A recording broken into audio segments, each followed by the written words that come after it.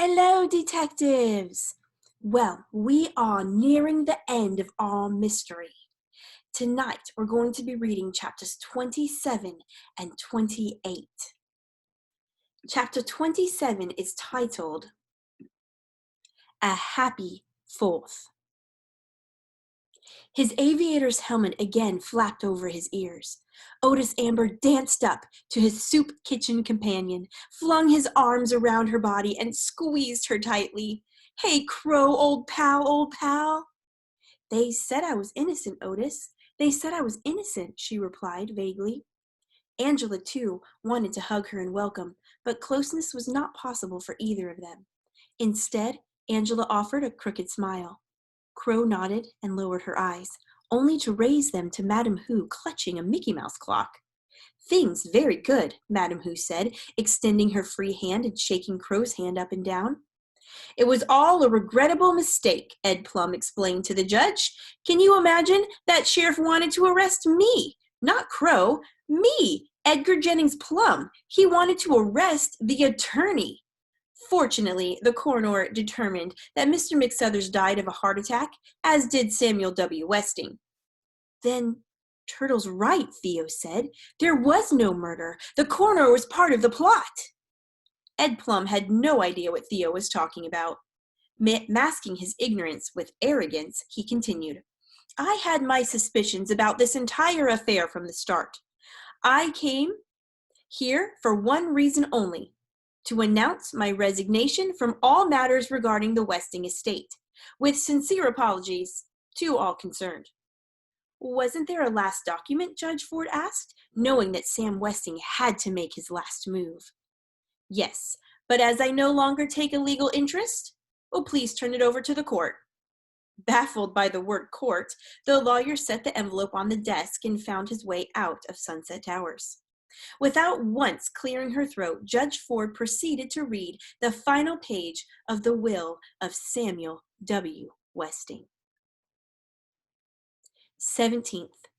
Goodbye, my heirs. Thanks for the fun and games. I can rest in peace knowing I was loved as your jolly doorman. 18th. I, Samuel W. Westing, otherwise known as Sandy McSuthers and others, do hereby give and bequeath all the property and possessions in my name as follows. To all of you in equal shares, the deed to Sunset Towers. And to my former wife, Bertha Erica Crow, the $10,000 check forfeited by Table 1, and two $10,000 checks endorsed by J.J. Ford and Alexander McSuthers. 19th. The sun has set on your Uncle Sam. Happy birthday, Crow, and to all of my heirs, a very happy 4th of July. Judge Ford set the document down. That's it. That's it? What about the $200 million, the heirs wanted to know? We lost the game, the judge explained, staring at Turtle, her face a mask of sad, childlike innocence as she nestled once again in Flora Baumbach's arms. I think. Turtle rose and walked to the side window, seeking the Westing house, which stood invisible in the moon-clouded night. Hurry up, Uncle Sam. I can't keep up this act much longer. That candle must have burned through the last stripe by now. Behind her, the discontented heirs grumbled. He made fools of us all. He played us like puppets. He was a vengeful man, a hateful man.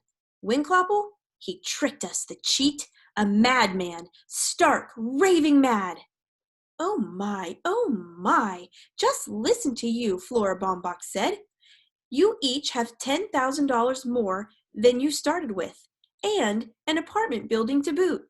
The man is dead, so why not think the best? Boom, boom, boom. Happy 4th of July, Turtle shouted as the first rockets lit up the Westing house and lit up the sky. Boom! Boom! The heirs gathered around Turtle at the window. Boom! Stars of all colors bursting into the night, silver pinwheels spinning, golden lances up, up, boom!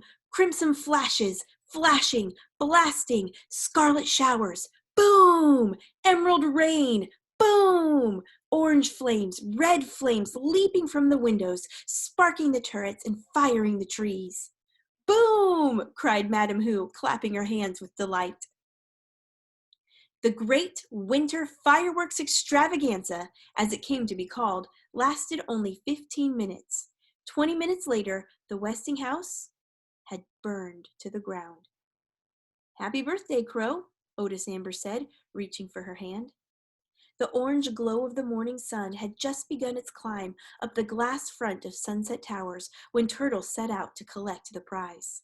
She pedaled north past the cliff, still smoldering with the charred remains of the Westinghouse.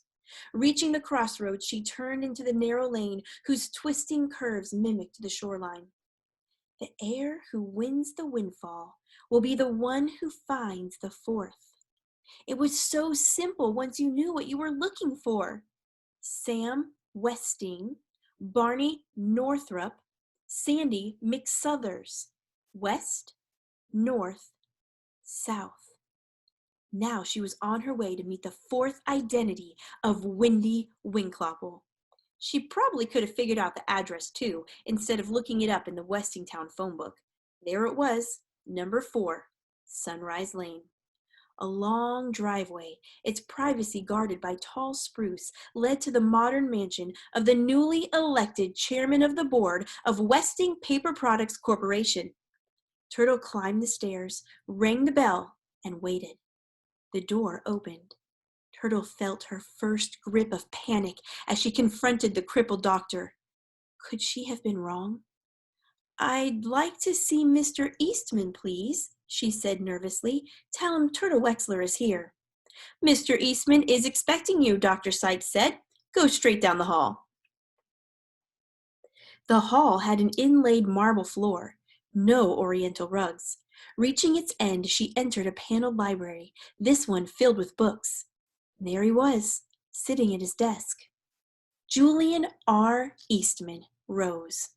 He looked stern and very proper. He wore a gray business suit with a vest and a striped tie. His shoes were shined. He limped as he walked toward her. Not the crooked limp of Dr. Sykes, just a small limp, a painful limp. Again, Turtle was gripped by panic. He seemed so different, so important. She shouldn't have kicked him, the Barney Northrop him.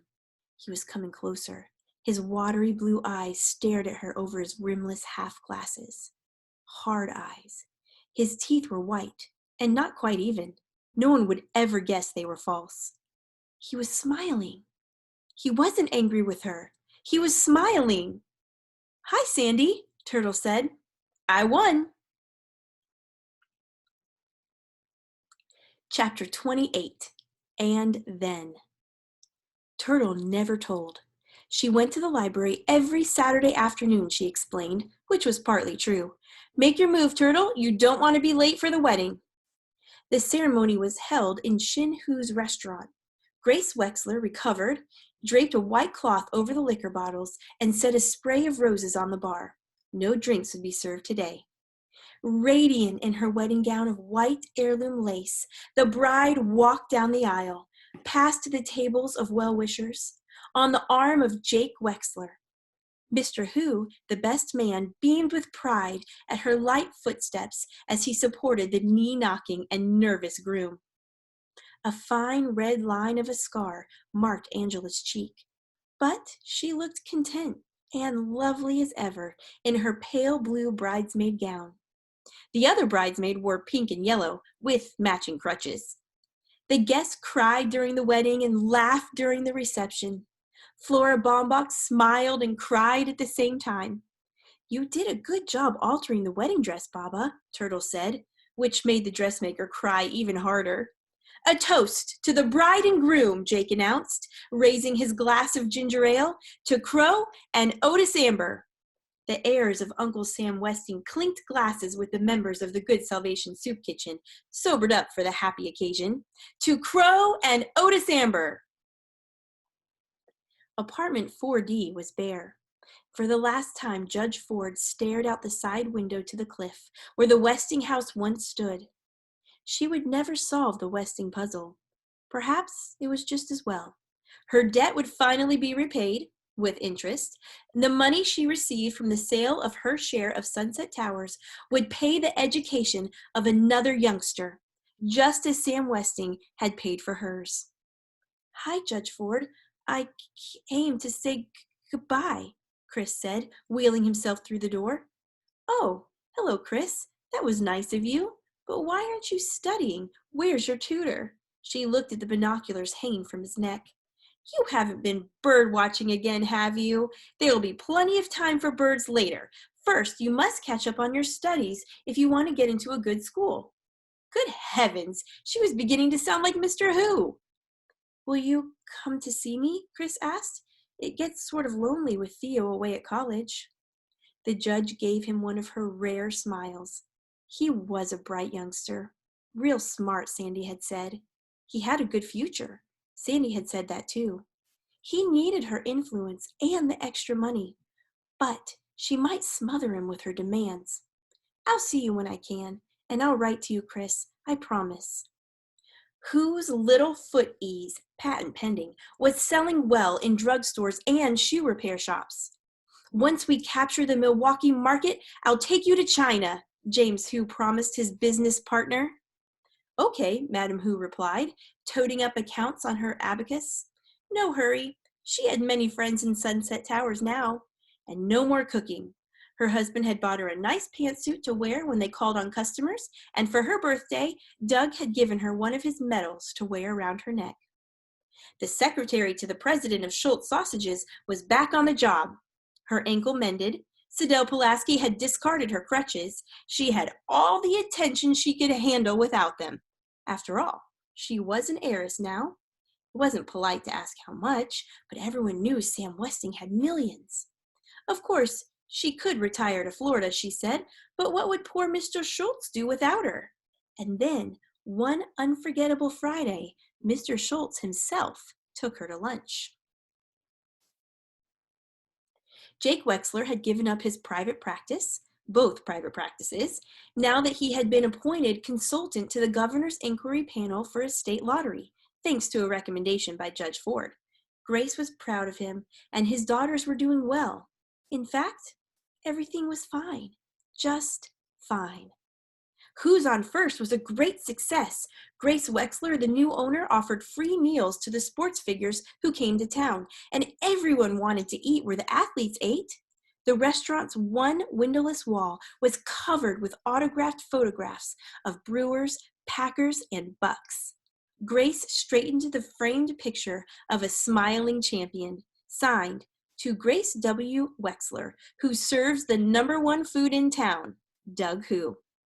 She certainly was a lucky woman, a respected restaurateur, wife of a state official, and mother of the cleverest kid who ever lived. Turtle was going to be somebody someday. A narrow scar remained, and would always remain on Angela's cheek. It was slightly raised, and she had developed a habit of running her finger along it as she pored over her books. Enrolled in college again, she lived at home to save money for the years of medical school ahead. She had returned the engagement ring to Denton Deer. She had not seen him since Crow's wedding. Ed Plum had stopped calling after 10 refusals. Angela had neither the time nor the desire for a social life with studying, her weekly shopping date with Sidel, and Sundays spent helping Crow and Otis in the soup kitchen. "Study, study, study," Turtle said. Angela saw very little of her sister, who was either at school, in Flora Baumbach's apartment, or at the library. "Hi, Turtle. How come you're so happy today? The stock market jumped 25 points. The newlyweds, Crow and Otis Amber, moved into the apartment above the Good Salvation soup kitchen. The storefront mission had been renovated and expanded with the money from the inheritance. Grace Wexler had supervised the decorations. Copper pots hung from the ceiling. The pews were padded with flowered cushions and fitted with hymn book pockets and drop leaf trays. There was meat in the soup and fresh bread every day. And that is the end of chapters 27 and 28 in the Westing game. Tomorrow we'll be finishing up our mystery. Can't wait till then. Bye.